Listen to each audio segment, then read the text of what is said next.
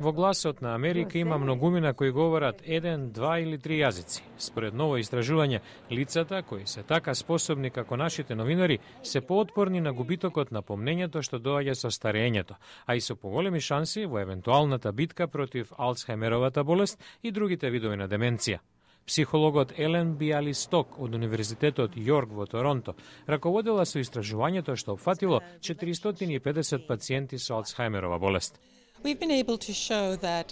Успеавме да покажеме дека луѓето кои поголемиот дел од животот активно користат два јазика се во можност да ги одложат симптомите на Алцхаймеровата болест за 4-5 години подоцна, за разлика од пациентите кои говорат само на еден јазик. Нејзиното истражување сега се фокусира на структуралните разлики на мозокот кај лицето кое говори два јазика.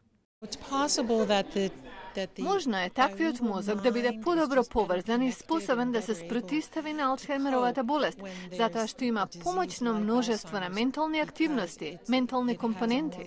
Според друго истражување, спроведено во Луксембург, ситуацијата е уште подобра кај оние кои научиле неколку јазици додека биле деца.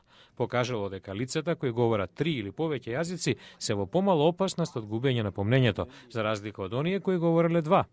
Не говорите повеќе од еден јазик?